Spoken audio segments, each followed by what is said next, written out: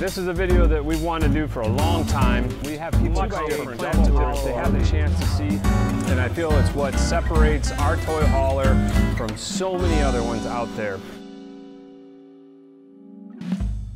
Okay, what we want to show you today is how to winterize your trailer. You've had it, you've used it for the summer, now it's getting cold.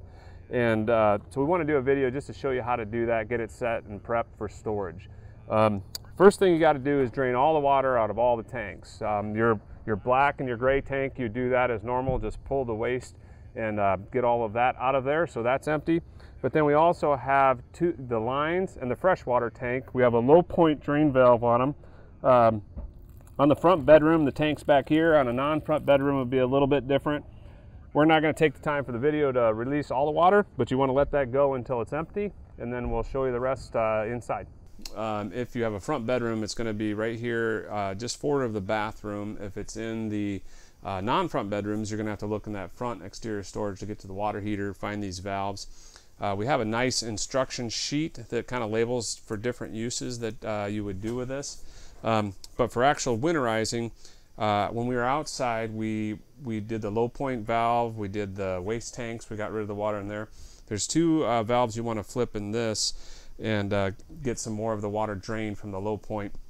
And one of the things with the hoses is if it's teed off like that, that means it's off, and if the valve is going with the line, that means it's on, so water can flow through it. So basically you're just cutting it off.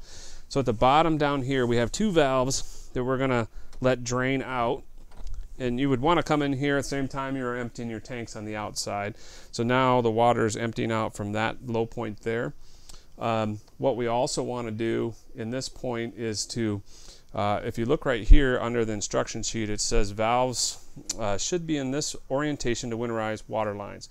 So it's pointing, you have to look a little closer, but these two valves here is what we're going to switch from the way it comes or the one you've been using it. So the bottom one we want to turn off, and the top one we want to turn on, and that'll get us set up so we can bring in the antifreeze from the outside. And then on the inside, in your water heater, you don't want antifreeze to get inside the water heater. So you need to block off the hot line right here. We need to block off the cold line. And then there's a little bypass right here that you want to turn so water can flow. We want water to work through but not go into the water heater. So once we're inside, that's the kind of three different sets of valves you're looking for to change in the water heater area. Now you just get a simple garden hose. This is what we use at ATC when we're setting them up. I want to make sure you know that any trailer that is completed from November 1st through April 1st comes with antifreeze in it from our factory, because we're up in where it's cold. If you have the luxury of not needing that over the winter, then you'll have to take the antifreeze out to use it. But so from November to April, they're going to have antifreeze in them from the factory. So what we want to show you here is, this is assuming you've used it for the summer. We've had things going on, and so you're going to hook up a garden hose to this white.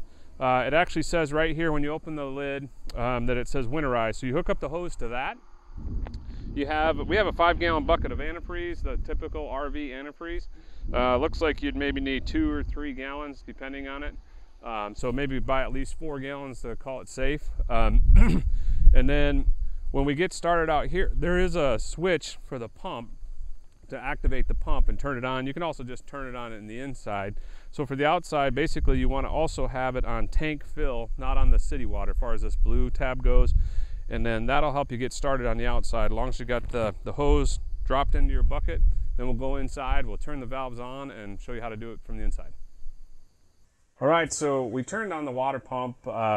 Basically now what we're going to do is siphon or pump in the antifreeze, and we want to get all 3 spots. You want to run it in the shower, you want to run it in the bathroom sink, and you want to run it in the kitchen sink. For right now, we're just going to show, you just turn the water on until you see good amount of pink coming through. I have it on hot there.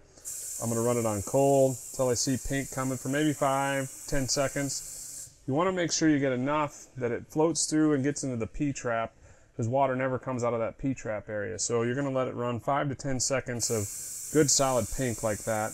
And you want to do that through all 3 locations. So once you've done that, you're really set up for the winter.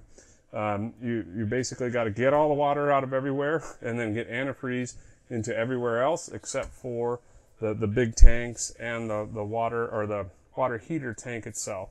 And that really takes care of winterizing as far as with the water and stuff.